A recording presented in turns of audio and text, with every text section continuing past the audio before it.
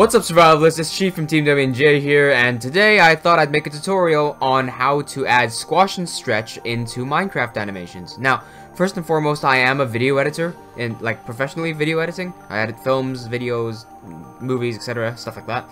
Animation is second to me. I haven't taken any formal lessons. I've just been learning animation for myself for, say, I don't know, 6 years? Started when I was 12.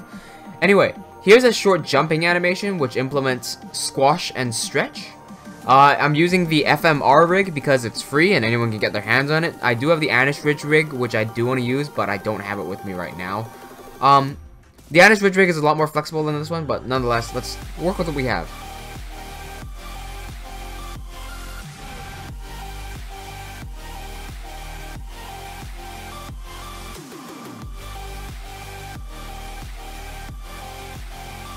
Cool, so now that you've seen it, we're going to see what I actually did to make this animation work. So for anyone who doesn't know what squash and stretch is and wants to learn, I will link a video by Becker in the description that you can click on. It's a very short video. Becker's a great animator.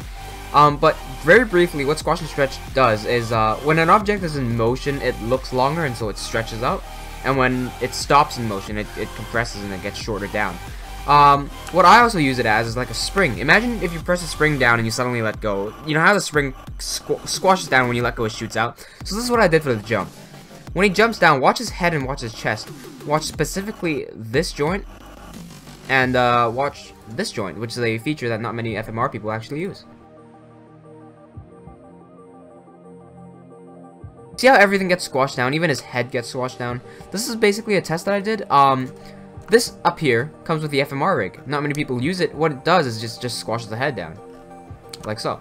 I also moved this body part down. Not many people know this either, but if you grab this, you can actually stretch him. So basically, I squashed him down here, and I set keyframes to squash him down, and then I set the keyframes back up when he jumps, so it would stretch back. Now this is just back to his regular stance, his regular non-stretch. Now, as he's falling here, I actually added an extra stretch to his head. It does look a bit weird, but I mean, it's just a test, so what can you do? Right here, his head starts stretching. If we click on this, we can see the exact keyframes of what happens. Right here, his head gets longer because he's falling and he's in motion. I could have actually stretched the body here as well. And then, of course, when he lands, boom, it gets squashed down.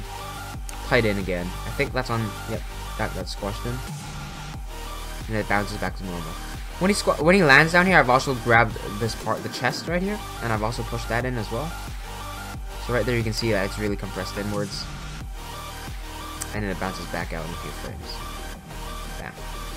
So from this, we can see that squash and stretch may not be the best to show motion within Minecraft animations, but they certainly do help show volume and weight, which is another principle from the 12 principles of animation. So I hope you guys learned something from this. I know it's not really much of a tutorial, but I mean, it's so simple. It's literally moving 2 joints. I think anyone could be able to do this as long as they know what they're doing.